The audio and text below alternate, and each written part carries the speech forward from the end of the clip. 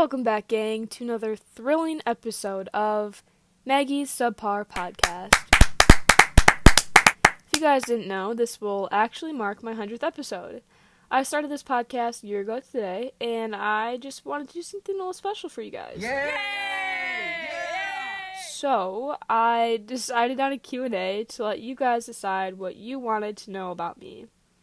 I tweeted this out, and you guys definitely responded.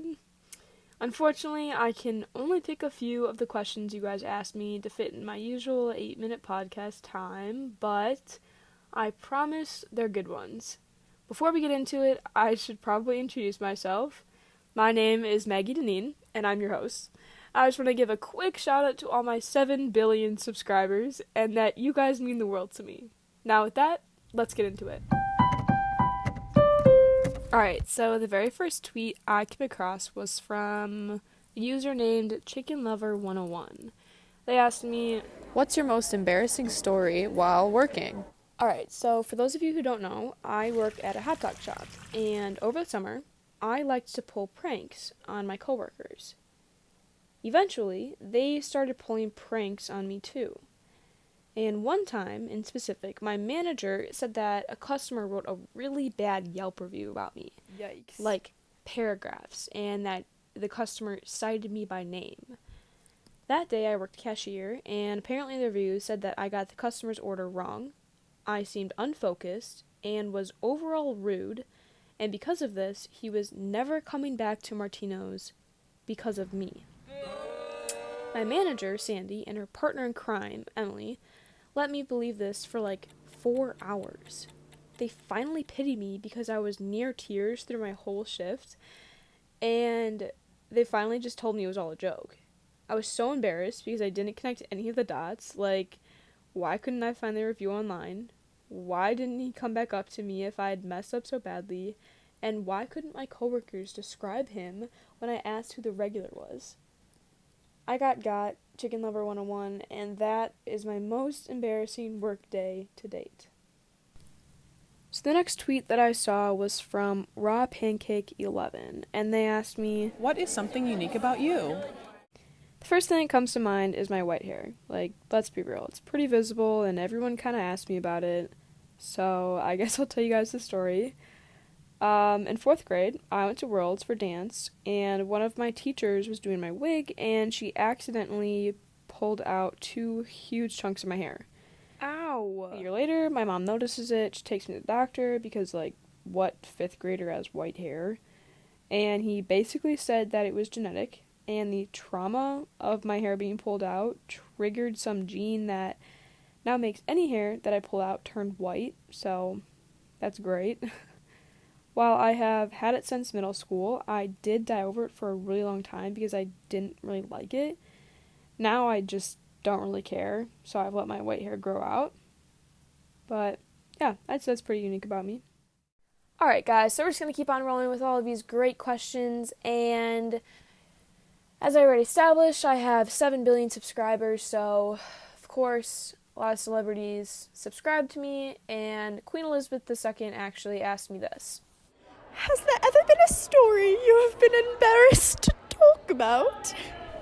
Now, if you guys couldn't understand her perfect English accent, she asked me, has there ever been a story that you were too embarrassed to share? While my hot dog story about getting fake fired was embarrassing enough, the next story I will be telling you guys is embarrassing in a different way because of what I didn't do and what happened because of that. So, to set the scene, this year I went to homecoming for the very first time with a date. I was so excited to take pictures and have dinner and just have a great time with my friends. Now, the story isn't actually about homecoming, it's about what happened after homecoming. So, for some reason, I got it in my mind that I didn't want to show up to the get-together, in a dress. I was like, dude, let's go to this sketchy gas station at 10 p.m. at night and change, because that's a great idea, right? So being the gentleman he decided that he'd change in the car while I went into the gas station to get the key, alone, for the bathroom that was outside. I walk in, unassuming, and one thing on my mind, to get this bathroom key. I blow right past this old man, who I had not seen or noticed until he said, "Damn, you're looking good tonight." Naturally, I freaked out. The man continued to ask what my name is. He was like, "Hey, what's your name? What's your name?" And I just froze up. I stared at him and was like, trying to figure out what to say. I was gonna give him a fake name and then I was gonna come up with this whole plan, when I just decided to say nothing and continue to stare at him. And he asked me, "What, you don't know your name?" My reoccurrent response was, I turned around to the gas station clerk, who, mind you, did absolutely nothing in this situation, just stared at me and blankly didn't do anything. And I asked him for the bathroom key, and he looked at me, and he had the audacity to, begrudgingly give me the key, as if it was an effort to give me the bathroom key. And I turn around, and the man asks me, "Are you married? And do you need a ride home?" Now I'm frozen to the spot, horrified, oh my god, I have to go outside into this, into the pitch black of night, and this guy might follow me. What do I do? And so I run out of there, naturally, of course, and I kept looking back to make sure he wasn't following me. Now, going back to my date change in the car, I parked right outside the bathroom. So he saw me run to the bathroom and try to shove the key into the door to change. The dumb key didn't freaking fit, and the other bathroom said out of order. My dumb date was in his underpants in the car, and I ran back into the gas station, and the man is still there. He said, "That was quick." I threw the key at the clerk and turned to leave the building. And when the man says, "Have a good night, but I could make it better," I just, had a full body shudder. Ew, okay, doesn't that just trigger gag reflex? I said, "No thanks."